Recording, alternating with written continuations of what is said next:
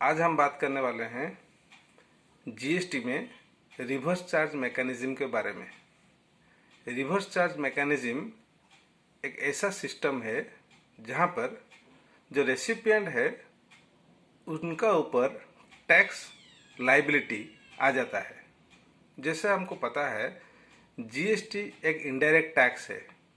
In indirect tax system में tax liability हमेशा supplier का ऊपर रहता है और अल्टीमेट बर्डन जो है वो हमेशा कंज्यूमर का ऊपर रहता है, जिसको हम जानते हैं एफसीएम, फॉरवर्ड चार्ज मैकेनिज्म, और जैसे हम नॉर्मल चार्ज मैकेनिज्म बोलते हैं।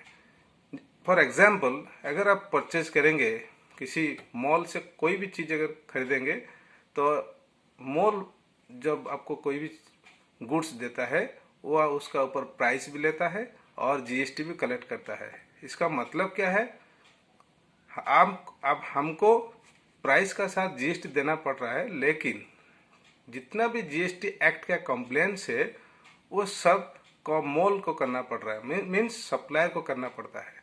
ये है नॉर्मल सिस्टम, इसको हम बोलते हैं फॉरवर्ड चार्ज मैकेनिज्म। लेकिन जीएसटी में एक ऐसा सिचुएशन है जहां पर सप्लायर को टैक्स लायबिलिटी का कोई भी काम या टैक्स इन जीएसटी एक्ट का कोई भी कंप्लेंट्स नहीं करना पड़ेगा, रेसिपिएंट को करना पड़ेगा। वो सब कहाँ पे आता है? Section 9 subsection 3 of CGST act और एसजीएसटी एक्ट, और section 5 subsection 3 of IGST act, और section 9 subsection 4 of CGST act and SGST act, और section 5 subsection 4 of IGST act में आता है। जैसे मैंने बताया, जीएसटी चार्ज करने का दो मेथड होता है। एक होता है फॉरवर्ड चार्ज मैकेनिज्म, जो कि 99% केसेस में ऐसा आता है, और 1% या उससे भी कम परसेंटेज वाला ट्रांजैक्शन होता है जिसमें गुड्स और सर्विस हो सकता है, उसमें रिवर्स चार्ज मैकेनिज्म आता है। तो रिवर्स चार्ज मैकेनिज्म में जस्ट रिवर्स होता है, मीन्स रेसिपिएंट जो है उसको जीएसटी देना पड़ता है, लेकिन जो सप्लायर है वो जीएसटी नहीं कलेक्ट करेगा या फिर कोई भी जीएसटी एक्ट का कंप्लेंट्स नहीं करेगा। तो ये कहाँ पर आता है? ये कौन सा सेक्शन में आता है? सेक्शन 9 सबसेक्शन 3 में, जो कि रिलेटेड टू है कुछ स्पेसिफाइड सप्लाई का ऊपर। और सेक्शन 9 सबसेक्शन 4 कहाँ पर है? जहाँ पे सप्लाई अगर कोई अनरजिस्टर्ड पर्सन कर रहा है रजिस्टर्ड पर्सन को, अगर कोई अनरजिस्टर्ड पर्सन सप्लाई कर रहा है रजिस्टर्ड पर्सन को और जिसका एग्रीगेट वैल्यू 5,000 से ज्यादा है पर डे, सभी जगह से मिला के 5,000 से अगर ज्यादा हो रहा है, तो उस जगह पे ये रिवर्स चार्ज मैकेनिज्म एप्लीकेबल हो जाता है। लेकिन ये जितना भी लॉ है ये गवर्नमेंट या गवर्नमेंट एंटिटीज का ऊपर एप्लीकेबल नहीं होता है। अभी क्वेश्चन कोई भी पूछ सकता है, इनपुट टैक्स क्रेडिट के बारे में क्या है?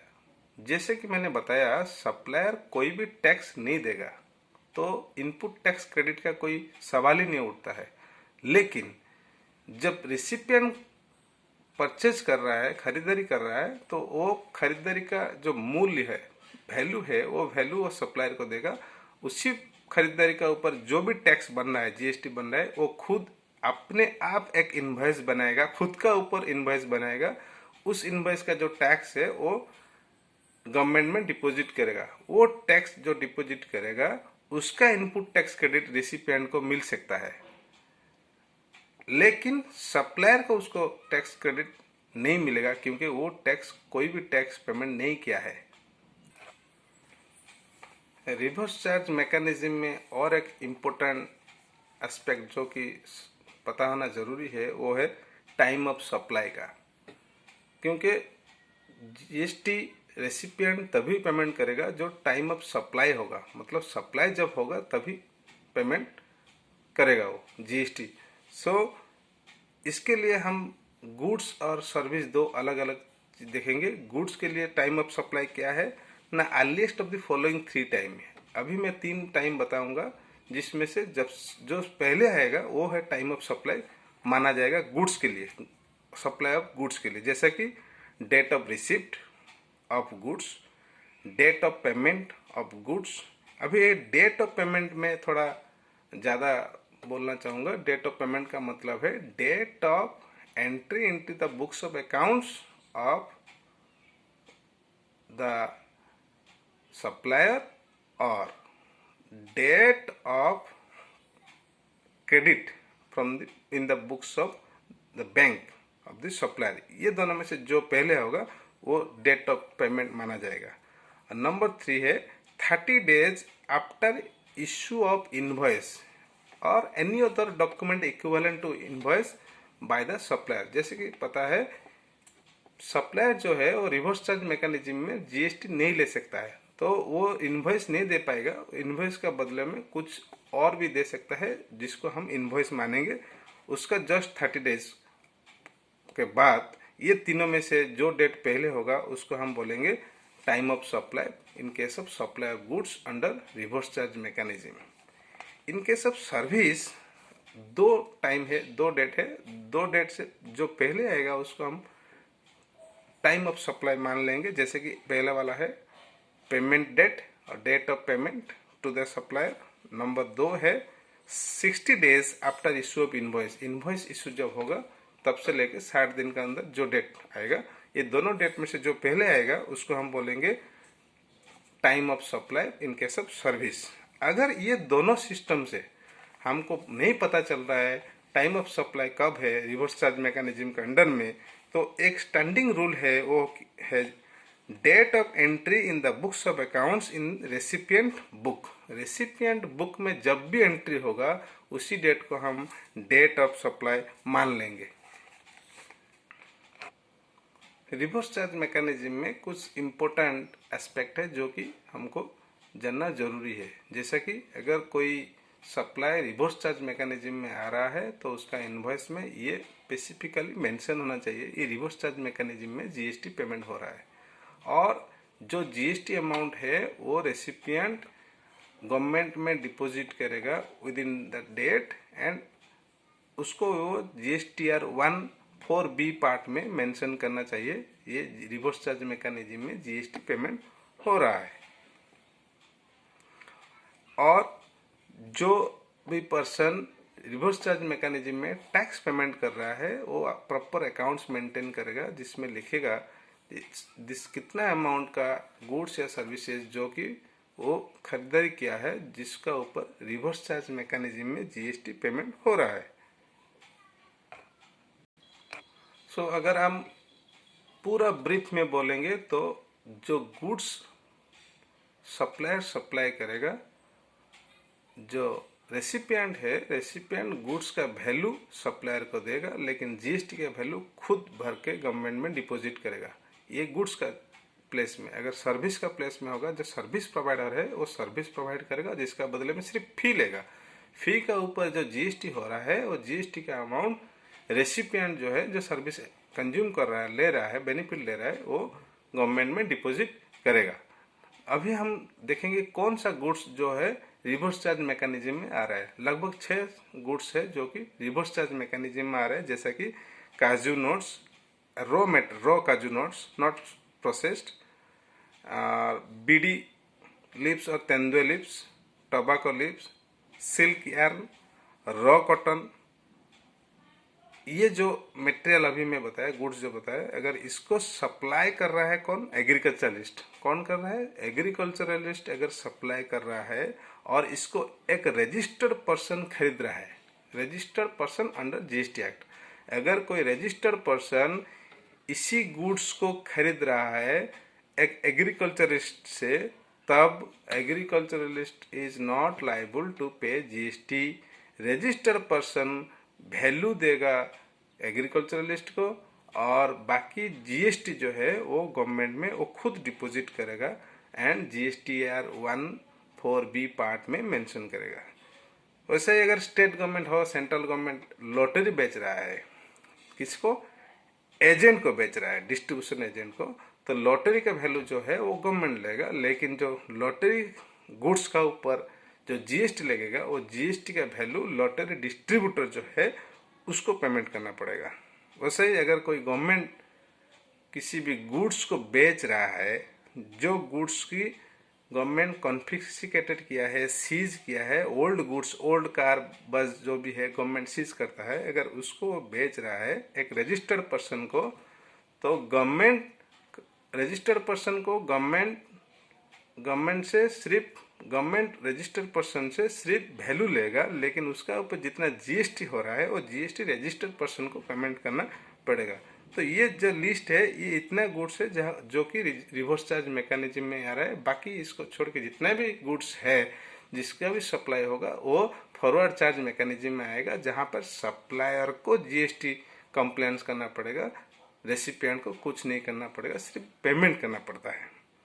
वैसे ही सर्विसेज में क्या क्या आता है, 10-12 सर्विसेज जो स्पेसिफाइड है, मेंशन किया गया है, उसी सर्विसेज का ऊपर ये रिवर्स चार्ज मैकेनिज्म लगता है। पहला सर्विसेज है जीटीए सर्विसेज। जीटीए सर्विसेज का मतलब है गुड्स ट्रांसपोर्ट एजेंसी। जो गुड्स ट्रांसपोर्ट एजेंसी है जिसका काम सिर्फ गुड्स को ले जाना है, एक जगह से दूसरा जगह सर्विस दे रहा है, अगर वो रजिस्टर्ड पर्सन को सर्विस दे रहा है तो रजिस्टर्ड पर्सन जो है वो सिर्फ वैल्यू देगा, सर्विसेज का वैल्यू, ट्रांसपोर्टेशन का वैल्यू देगा जीटीए को। बाकी जीएसटी जो है वो registered person means may be a corporate body वो गवर्नमेंट को डिपॉजिट करेगा। वैसे legal services by advocate, it may be a individual firm और may be a firm if they are providing, ये एडवोकेट जो है एडवोकेट हो सकता है या फिर हो सकता है services supplied bye arbitral tribunal, ये दोनों लगभग सेम ही है। अगर ये सर्विसेज किसी को दिया जा रहा है और बिजनेस यूनिट को दिया जा रहा है, बिजनेस एंटिटी को, अगर इंडिविजुअल को दे रहे हैं तो इसमें जीएसटी नहीं लगता, ये एग्जेम्प्टेड है। अगर ये सर्विसेज किसी बिजनेस यूनिट को दिया जा रहा है तो ये लीगल एडवाइजरी सर्विसेज के लिए फी जो है या फिर ट्रिब्यूनल, आर्बिट्रल ट्रिब्यूनल की फी जो है वो फी इनको पेमेंट किया जाएगा, लेकिन इसका फी जो है ये बिजनेस यूनिट को पेमेंट करना पड़ेगा रिवर्स चार्ज मैकेनिज्म के अंडर में। ऐसा ही अगर कोई स्पॉन्सरशिप सर्विस प्रोवाइड कर रहा है, जैसा केबीसी कौन बनेगा करोड़पति में अमिताभ बच्चन बोल रहा है, ये Lenovo power bye Lenovo KBC, इसका मतलब कि लेनोवा केबीसी को स्पॉन्सर कर रहा है। अभी जितने भी स्पॉन्सरशिप का फी है वो लेनोवा कंपनी किसको दे रहा है, केबीसी को दे रहा है, लेकिन इसका ऊपर जीएसटी जो है वो लेनोवा कंपनी को ही देना पड़ेगा। वैसा ही सर्विसेज गवर्नमेंट का जितना सर्विसेज है अगर दे रहा है किसी रजिस्टर्ड बिजनेस यूनिट को दे रहा है तो गवर्नमेंट जीएसटी नहीं देगा। इसके बदले में जो रजिस्टर्ड बिजनेस यूनिट है जो गवर्नमेंट का सर्विसेज ले रहा है उनको जीएसटी का अमाउंट देना पड़ेगा। ये ऑब्वियस भी है, गवर्नमेंट अपने आप को क्यों ज़्यादा से ज़्यादा काम देगा, जिसका जो सर्विस ले रहे हैं उनको जीएसटी देना चाहिए। तो इसलिए रिवर्स चार्ज मैकेनिज्म में अगर गवर्नमेंट का कोई सर्विस कोई एंजॉय कर रहा है तो उनको देना पड़ेगा। उसी तरह अगर कोई भी डायरेक्टरशिप है, मतलब जो डायरेक्टर है कंपनी कॉर्पोरेट बॉडी में, तो डायरेक्टर को जितना भी पैसा मिल रहा है, फी मिल रहा है डायरेक्टरशिप फी के लिए, उसका ऊपर जो जीएसटी हो रहा है वो डायरेक्टर नहीं देगा, कंपनी डायरेक्टरशिप फी का ऊपर जितना जीएसटी हो रहा है वो गवर्नमेंट में डिपॉजिट करेगा।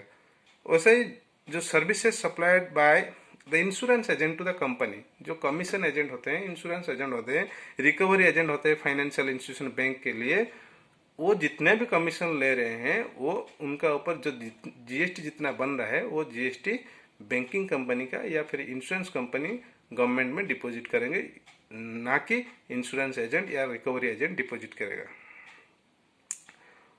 वैसा ही जितना सप्लाई हो रहा है, कॉपीराइट के बाद बोलेंगे ऑथर, एक एग्जाम्पल ले लेते हैं।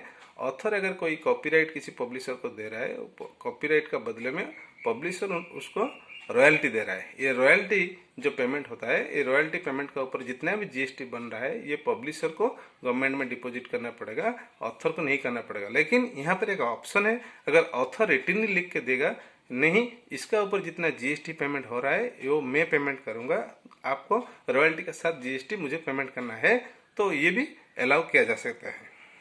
वैसे ही अगर कोई overseas supply of services by member of overseas committee to Reserve Bank of India, इस जगह में रिजर्व बैंक ऑफ इंडिया को जीएसटी देना पड़ता है। ना कि जो ओवरसीज सप्लायर है उनको देना पड़ेगा। तो ये है हमारा रिवर्स चार्ज मैकेनिज्म में आ रहा है 10-12 सर्विसेज जिसमें supplier of services is not required to pay any GST, जहाँ पर रेसिपिएंट जो एंजॉय कर रहा है सर्विसेज उनको टैक्स देना पड़ेगा।